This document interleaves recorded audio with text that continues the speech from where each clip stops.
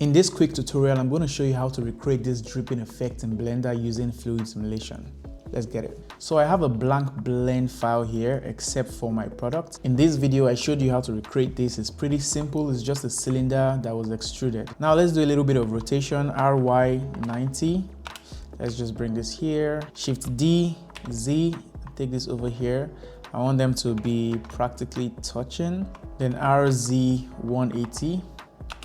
Let's bring this here and copy this to Shift D, Z, bring it up here, then Shift R to repeat that. Yeah, this should be enough. Now we have this, we need to make sure that this is an obstacle. So let's come to Physics, Flip Fluids, change this to obstacle. So we are using Blender as the software and we're using Flip Fluids as the fluid simulation add-on. We've talked about this before. If you don't have Flip Fluids, just go to flipfluids.com. You can either purchase it for about $70-something, or you can get the demo version, which is free. So I've changed every one of them to an obstacle. Now let's add a cube, make it bigger.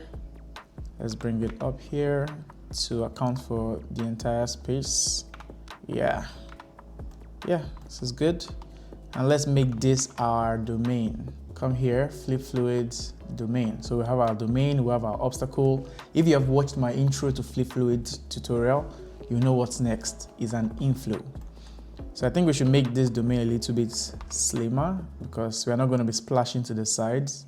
Yeah, it's just going to be flowing down. Yeah, something like this. Even something like this too, just to save you render times. Now let's add a sphere, simple UV sphere. Let's make it smaller.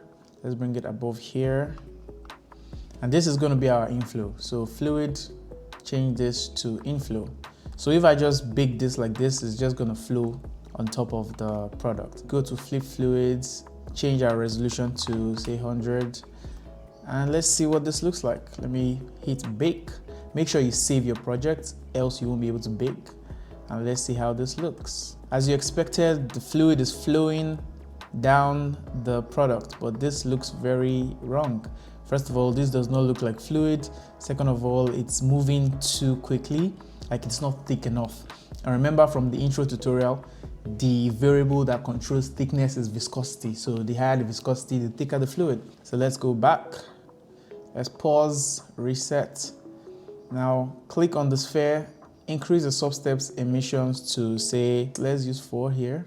What this does is to just bridge the gap. So instead of having 2 big pieces of fluid here, they just become one string. So it's more consistent, it's more fluid. Let's click on the domain, come to world and turn on viscosity, surface tension and sheeting effect. Now viscosity is set to 5. Let's see what that looks like. Hit bake again. Let's see what that looks like. So you see the fluid is moving slower than before. It's no longer splashing like crazy, but this simulation is going to take a while for it to start flowing. So let's reset this. You can see how simulations in general has a lot of iterations and repetitions for you to get exactly what you're looking for. Now let's increase the inflow velocity from 0 to say -10. That would add a force going downwards that would push the fluid downwards. Let's see what that looks like. Okay, we already see it flowing faster. Yeah, that's what we want. We don't want it to be too slow, unless it's gonna take forever to get down. It's gonna take 500 frames. We don't want that. See, we're already getting what we're looking for. I don't mind the thickness, so viscosity of 5 is not bad. Let's just make a few adjustments. So stop, reset. Now that we know it's looking similar to what we want, let's make this a little bit smaller. Let's bring it closer. Yeah. So we're gonna add an animation now. At frame 1, we want to bring this over here and add a location keyframe. Just hit I. Then say at frame 60, let's bring it over here. Hit I again at frame 120. Bring this over here. Hit I at frame 180. Bring this over here. Hit I. And at the last frame 250, you could bring it over here. Hit I. Now it's not just going to flow straight down. It's going to start flowing and it's gonna move around. Like you are pressing on a bottle of sauce and pouring some hot sauce on your hot dog or something. So yeah, this is gonna be the effect. So let's go to flip fluids and bake this again. You can see that fluid simulation is not super complex. You just need to understand the basics, which I've covered before, and then find ways to apply it in a real project. Because when I got into fluid simulations, I searched for tutorials and all I was seeing was cubes, cylinders, transparent spheres, and I was so confused because these are not things I could use in an actual project. I'm not asking you to teach me how to fill up a sphere with water. No, show me how to use it in an actual project. So that's what I'm doing now. Okay, we have baked up until 100. Let's see what that looks like. Yeah, as you can see, the fluid is moving. Ooh, but this is flowing down so fast and it's giving this very bulky, weird look. It's not bad, not bad. It could be better. So at this point, it's just straight up iterations. You have to mess with as many settings as possible. For example, we could make this smaller. So the flow in a smaller flow instead of that gigantic drip is more of a smaller one. Let's make this, yeah, very tiny. Like the nozzle of a bottle. Yeah, cool. You could also mess with the viscosity. We could click this under world. You could change the base viscosity from 5 to say 3.2. You could also mess with the surface tension values. You could mess with the sheeting effect value, the sheeting strength, and the sheeting thickness. So these are all different parameters that would affect what your fluid looks like. So with this that we have now, let's increase our resolution to something like 150 because the higher resolution, the more detailed your fluid will look. And let's click on the inflow and change this, change your substep emission from 4 to something like 6. So it flows better. Now let's hit bake. This might take a while. So immediately I already see that I don't like this. I don't like how it's stringing the fluids together. Let's see what the problem is. Okay, I think what is causing it is this Z velocity. So the fluid is moving faster than it should. Let's reduce this to like -4. So it flows down, but it doesn't flow down as fast. I think it's going down faster than the fluid can stretch. So let's see. Oh yeah, it's a lot better. Yeah, it's no longer little balls. Now looks like a string. Cool. Let's wait for this to bake for a few minutes and see. Okay, it has baked up until about 150, so let's see. Okay, this is not bad at all. This is not bad at all. So you could experiment with a lot of things. Now this is where your creativity comes in. You could adjust this motion. For example, if you want more fluid to be on this side, you could adjust the keyframes. So instead of this to end up here, it's ending up here instead. So you could make it go like this instead of moving with big steps. So that's all up to you. But we've seen it's gone this much. But you could tell that there is some weirdness and some roughness happening to the fluid. You could fix that using the smooth modifier. So go on that modifiers, click on your fluid surface. You should already have a smooth modifier here. So just change this repeat value from 0 to say 10. Yeah, this is a trick that just makes it smoother. You can see the difference. Or you could push it to like 16 or something. So it's going to shrink your fluid, but you can clearly see the difference between 0 and this. So if you want your fluid to have more character, you use something like this. But if you need it to be more flowy and more glossy, you use something like this. So you can see it already looks better. It already looks a lot better. If you're just getting into CGI, VFX, and you want to become a skilled CGI artist, VFX artist, all these things you are seeing on your screen right now, we are not made by me. They were made by my students in the course. The course covers a lot of topics. Like I said, camera tracking, object tracking, compositing, and we worked on a lot of different small mini projects across the entire course. So if this is something you're interested in, you could get it. And if you're not interested in any of that, but you're interested in me breaking down my client projects, remember, I don't share the behind the scenes of most of my client projects, but to my VFX course students, I could show them my blend file. I could show them my strategies, how I went about different things. So if you're interested in that, you want to know how I work on some big projects, you could also get the course. Every single month from now on, I'm working hard to add more projects to it, what my thought process was and how I was able to achieve the effect. If that is something you're interested in, the link will be in the description. It should be the first link in the description. Just go get it. You might find it valuable. And if you don't find it valuable, I will give you your money back. So let's get back to the tutorial. What we could do now is to add a camera. Since we already have the flowy vibe that we want, Shift A, camera, let's make this one 100 mm, Control Alt 0 to frame your shot.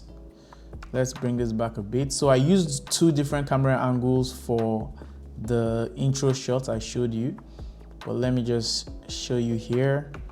GY, let's add an empty, right click on this guy here, shift right click, then Shift A to add an empty, plane axis, let's adjust the size, then find your camera, click on it, find the empty, shift click on it, Control P, object, and let's use this to just rotate around. So at frame 1, let's say we are somewhere around here. Let's adjust the Z rotation. Let's say we're somewhere around here. Right click, insert single keyframe. And at the last frame, frame 250, let's say we are somewhere around here. I'll say here. Let's see what this looks like. Yeah. So make sure you hit A, hit T, and hit linear so it doesn't slow down or speed up. This is just one shot of it flowing down. We don't want it to slow down or speed up or anything. Yeah. Nice. Now we already have the wide shot. We could duplicate this camera, just Shift D. Now we have two cameras under the empty. So for this second one, let's make it 200 mm. And yeah, we already have a closer shot. But for this, we could also add an animation to the camera itself. So at frame 1, we could take the camera up here. Yeah. We could even move the camera closer to the products, like here. Yeah, let's see. Cool. So at this point, GZ, let's see the top, add a keyframe on the location. And at the end, let's follow the fluid down and add a keyframe here. So that way, this camera will move downwards. Also do the AT linear on the keyframes to make it a linear animation. You can see, we already have this. Let's go to viewport display and increase this to 1 so we can focus on the camera itself. Same thing here. Yeah, so we have the wide shot cut to the close shot. So for the background, let's see how the camera rotates from here to here. Okay, that is a pretty wide rotation. So let's add a plane, let's scale it up, RX90, let's bring it back here. Since the camera is rotating from here to here at the beginning, you want to make sure the background is covering for that. And at the end, you want to make sure it's also covering for that. Oh, this is a very wide rotation. Okay, let's scale it up, go to the last frame. Maybe we'll make it not rotate that much. So click on the empty. We don't want it to rotate this much. So let's just bring it back here, somewhere here. Yeah, replace single keyframe. Now we're not gonna have the edge of the background showing.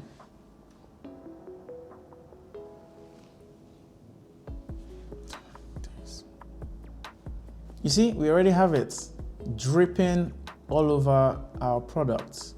I will personally not leave it this way if it's an actual project. I would reset this, then I would increase the resolution to something like 200 and also increase the end frame to about 320 so the fluid has time to flow down. We could also increase the Z velocity here from -4 to -5 so it flows down a little bit faster, just a little bit faster. And now I could bake this. And while I'm hitting bake, I'll go into render view to fix up the material. Come here, then render engine cycles. Now let's add an HDRI light, world, color, environment texture, open. You could add whatever works for you. I'm gonna use this one. I could also choose to use this one. So they both have different looks. You can see this, you can see this. Let's use this one. Now let's change the background to a dark color. So something dark. Yeah, let's increase the roughness. Maybe make it slightly metallic. Yeah, that's the background. Click on your domain and make sure it's invisible so you don't bother to see it here. Yeah, nice. So if you want to see the way to look after render, we could turn off all this little text and icons here by clicking this, show overlay, so you don't get to see any overlay anymore. So this is how it looks like now. And you can see our fluid is white. We don't want white fluid. It looks very wrong. So come down here to select objects, select the domain, go under physics, materials, surface, change it to the same material used for this product. So that's what I did. I just changed it to material 1. Yeah, so it has a gold look. Just for aesthetic reasons. I had no real reason to do that. Okay, I don't like this HDRI so much because of the blue tones. Let's choose another one. Yeah, and increase the strength to say 3. Yeah. So you can see we are still baking, but we are getting exactly what we need. And then depending on how your simulation turned out, you can adjust your camera. For example, let's go to solid view, click on the camera, both cameras, and also click on the empty. Now come down to your timeline, hit A to select all the keyframes. For example, we want our camera to start around 80. You just need to select A and drag all this using G to 80. Yeah, then it's going to start from here. Maybe let's start from, say, 40 instead. Yeah, so our animation will start from here and follow this one, sliding down, filling up the space. And then the second one comes in. See, it's still baking. I'm just gonna let it bake. Yeah. But now you can also see that our fluid looks thinner. That's because we increase our resolution. So this is a more dense object.